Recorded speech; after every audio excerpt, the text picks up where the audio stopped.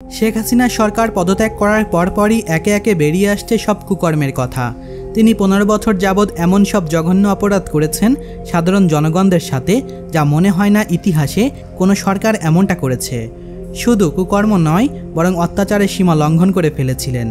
কিন্তু যখন তার সময় ফুরিয়ে যায়, তখন তারই বানানো ভয়ঙ্কর একটি ঘরের কথা জনমনে উঠে আসে, আর সেটি হলো আয়নাঘর। এই আয়নাঘর এমনই একটি ঘর, সেখানে হাজারো মানুষের আর্তনাদ আহাজারি রয়েছে।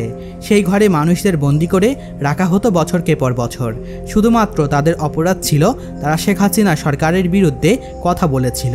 এই অন্ধকার কুঠুরি আয়নাঘরে চালানো হতো অমানবিক নির্যাতন, আর এই নির্যাতন থেকে রেহাই পায়নি ছোট পর্দার অভিনেত্রী কাজী নওশাবা আহমেদও। ঘটনাটি 2018 সালের, যখন তিনি রাস্তায় নেমেছিলেন নিরাপদ সড়ক চাই আন্দোলনে। আর সেই আন্দোলন কাল হয়ে দাঁড়ায় তার জীবনে। তার ভেরিফাইড ফেসবুক পেজে তিনি যখন সরকারের বিরুদ্ধে নিরাপত্তা সড়ক চাই স্ট্যাটাস দেন, তখন ঘটে তার সাথে মর্মান্তিক ঘটনা।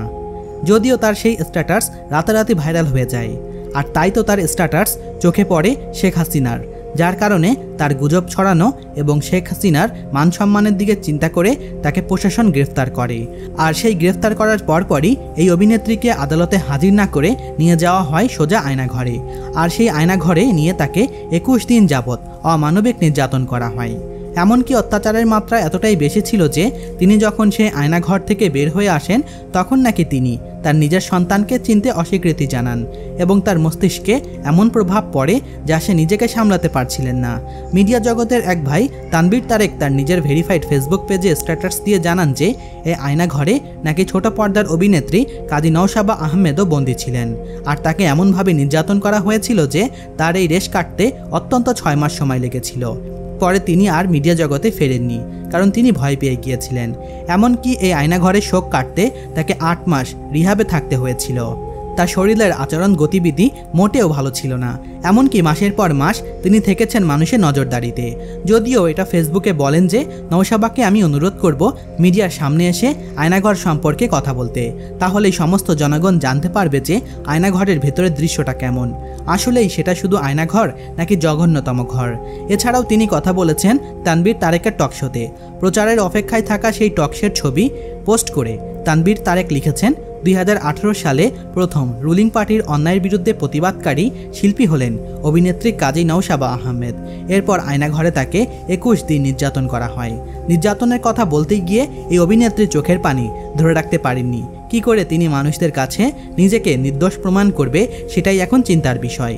যদিও তিনি কোনো সেলিব্রিটি অভিনেত্রী নন, কিন্তু তারপরেও তিনি কাজ করেছেন অসংখ্য বিজ্ঞাপনে, এমনকি নাটক সিনেমাতেও কাজ করেছেন দেশবিখ্যাত বাংলালিংক, গ্রামীণ, টেলিটক, নেসলে, এমনকি বিবিসি সংলাপেও।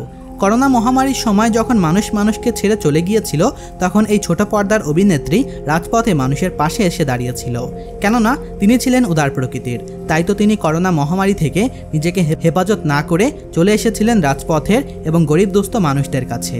তাই তো মানুষের পাশে দাঁড়ানোর কারণেই তাকে ভোগ করতে হয়েছে অমানবিক নির্যাতন, শুধুমাত্র আওয়ামী লীগ সরকারের বিরুদ্ধে কথা বলার কারণে। তাই তো তিনি এখন কিছুটা সুস্থ হলেও ভুলতে পারেননি সেই অমানবিক যন্ত্রণা আয়নাঘরের কথা। যদিও এই ছোট পর্দার অভিনেত্রী সে আয়নাঘর থেকে মুক্তি পেয়েছেন ঠিকই, কিন্তু এই আয়নাঘরে এখনও অসংখ্য মানুষ বন্দী রয়েছে। তাই তো বর্তমান সরকারের উচিত এই বন্দীদেরকে আয়নাঘর থেকে মুক্ত করে আয়নাঘরকে ভেঙে ফেলার।